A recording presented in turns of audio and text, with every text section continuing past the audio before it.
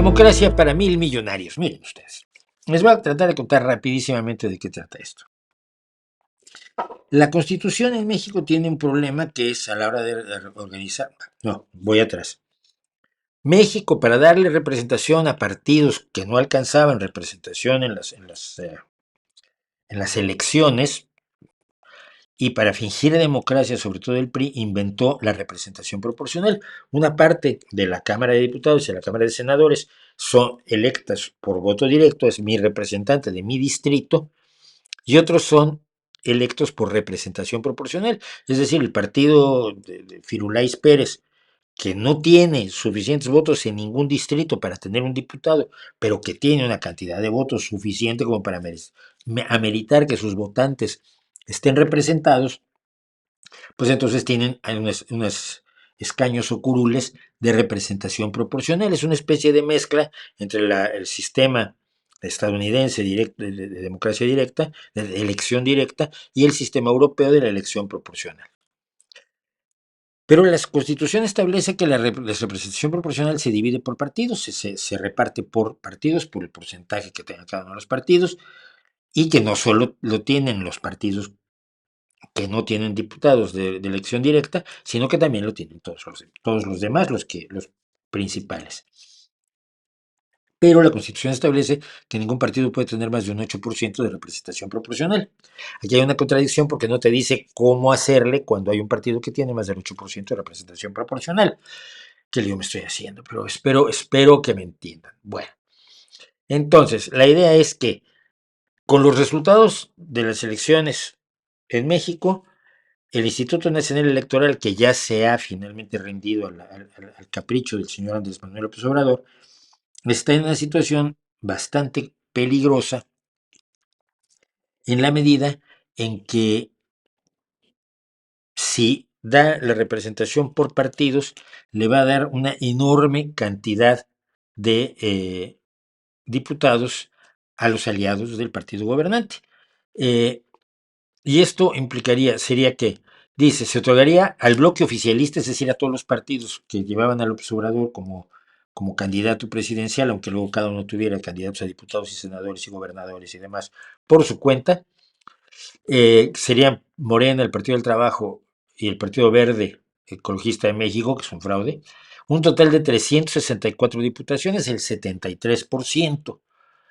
La mayoría calificada para cambiar la Constitución es de 334. Entonces, teniendo 364, pues básicamente haces lo que te dé la gana sin hacerle caso a los demás partidos. Pero si se pusiera al límite del 8% y el resto se repartiera entre los otros partidos, el bloque oficialista no tendría mayoría calificada. ¿Y qué pasa con esto? Bueno, que el bloque oficialista, o sea, López Obrador y sus cómplices, quieren tener la mayoría calificada en la Cámara de Diputados y en el Senado para poder hacer una serie de modificaciones constitucionales a lo largo del mes de septiembre. ¿Por qué en septiembre? Porque en septiembre es donde quiere hacer su último capricho López Obrador, porque los nuevos diputados entran en función, la nueva legislatura entra en función el 1 de septiembre, pero la nueva presidenta, en este caso Claudia Sheinbaum, no asume el poder sino hasta el 1 de octubre. Entonces, en septiembre, el plan de López Obrador y de sus cómplices es hacer una serie de reformas constitucionales que vuelvan al país a la medida de López Obrador, de Claudia Sheinbaum y del partido Morena para evitar que algún día la democracia los vaya a derrocar. Si esto les suena a ustedes algo como lo que hacía el PRI, pues es que es idéntico. Bueno, el Poder Judicial no está de acuerdo con la parte de la reforma judicial que implica, y aquí esto si no lo ven ustedes, si no lo ven, no lo crean. Una de las partes de la reforma judicial que ha propuesto López Obrador, y estoy hablando para todos los que no son mexicanos, los que son mexicanos ya lo saben, es que la gente vote a los jueces. O sea, tú decides quién tiene que ser juez, magistrado o ministro de la Suprema Corte de Justicia de la Nación, en este caso, ministro de la Suprema Corte de Justicia de la Nación. Entonces, la idea es más o menos así, cada poder de la Unión presenta 3 candidatos a los cargos. El Poder Ejecutivo presenta 3 candidatos, el Poder Legislativo, controlado por el Ejecutivo, por el partido, el bloque oficial, pues plantea otros por cada cargo. Son 9 9 cargos, por lo tanto, 3 por 9, 27. Cada uno presenta 27. Y el poder legislativo y el poder judicial, que está, supuesto que estará ya controlado por el gobierno, por el partido Morena y sus cómplices, pues propone otros 27. Y luego a eso, pues la gente vota por 5 mujeres y 4 hombres de esos 27. De los 27 que propuso cada uno, va eligiendo, ¿no? Elige sin tener idea de quiénes son esas personas, sin tener idea de qué cualificaciones jurídicas tienen para ser ministros de la Suprema Corte de Justicia. Ahora tenemos una ministra impuesta a dedo por López Obrador que no conoce la Constitución, imagínese usted. Sin tener una idea de quiénes son, porque la gente vote, que eso no es democracia, o sea, el que la gente vote, eh, oye, mira, te va a operar, estamos viendo en qué cirujano te va a operar. Hay un señor que pues, es electricista, hay otro señor que estudió medicina 2 años, hay un señor que es cirujano con cierta habilidad y conocimientos, y hay un señor que es contador público titulado. Entonces la gente va a votar a ver quién te opera. Es más o menos eso lo que está proponiendo, pero es una forma de hacerse, una vez teniendo el control del Ejecutivo y del Legislativo, hacerse con el control del Judicial y garantizar la permanencia de Morena en el poder, pues, por lo menos este siglo.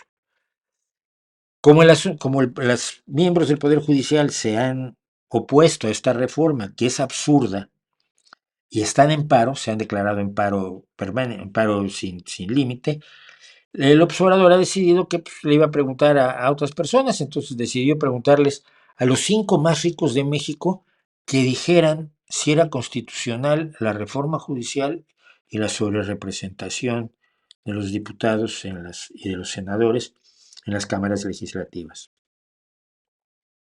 O sea, si el otro es democracia de chisguete, esto es democracia de dónde sale.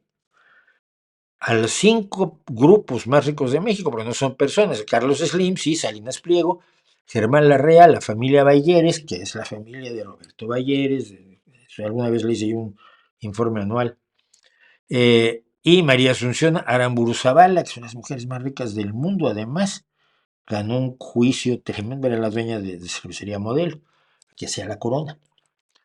Que opinen del tema. ¿Y por qué van a opinar? ¿Y por qué? A ver, si tú has hablado en contra de los más ricos y de las oligarquías, estoy de acuerdo en que los ricos no deben tener tanto poder que puedan modificar lo que pasa en un país, y en Estados Unidos Elon Musk está tratando de hacerlo, pero López Obrador ha usado una retórica ya a veces eh, prácticamente leninista revolucionaria, y ahora les pregunta si esto es constitucional o no.